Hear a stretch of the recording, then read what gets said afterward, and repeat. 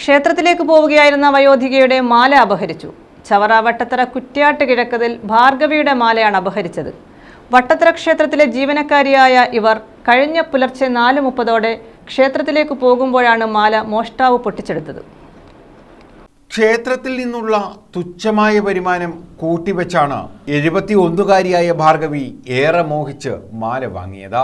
കഴിഞ്ഞ പുലർച്ചെ ക്ഷേത്രത്തിലേക്ക് പോകുമ്പോൾ പിന്നിലൂടെ പതുങ്ങിയെത്തിയ മോഷ്ടാവ് മുഖത്ത് മുളകുപൊടി വിതറിയ ശേഷം ചവറ വട്ടത്തറ കുറ്റിയാട്ട് കിഴക്കതിൽ ഭാർഗവിയുടെ മാല അപഹരിക്കുകയായിരുന്നു. രാവിലെ അമ്പലത്തിൽ പോകാനായിട്ട് ഒരുങ്ങിയിറങ്ങി പോയത് അവിടുന്ന് ഒരു കള്ളൻ അമ്മയുടെ പുറവിന് വന്ന് മാല വലിച്ചു ഒട്ടിച്ച് എടുത്തും കൊണ്ട് അവനങ്ങ് പോയി. മുളകുപൊടിയും വാരിച്ചേറി മുഖത്തല്ല.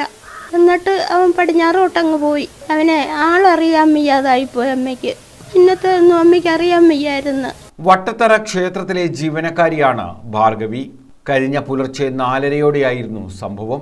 ക്ഷേത്രത്തിൽ നിന്നും കിട്ടുന്ന തുച്ഛമായ വരുമാനമാണ് ഭാർഗവിയുടെ ജീവിതമാർഗം.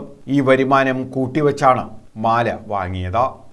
10 വർഷം കൊണ്ട് ഞാൻ അമ്പലത്തിൽ പോന്നു. അമ്പലത്തിൽ നിന്ന് എനിക്ക് തുച്ഛമായ പൈസ കിട്ടും. അതുകൊണ്ട് വന്ന് ഞാൻ ശേഖരിച്ചു വെച്ചിരുന്ന വകയാണ്.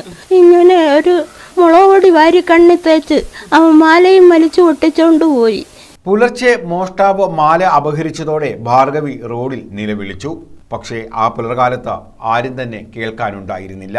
തുടർന്ന് പോലീസിൽ പരാതി നൽകി.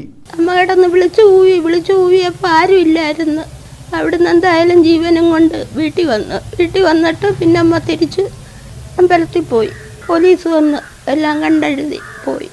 SI അനീഷ് കുമാറിന്റെ നേതൃത്വത്തിലുള്ള പോലീസ് സംഘം സ്ഥലത്തെത്തി ഭാർഗവിയിൽ നിന്ന് വിവരങ്ങൾ ശേഖരിച്ചു.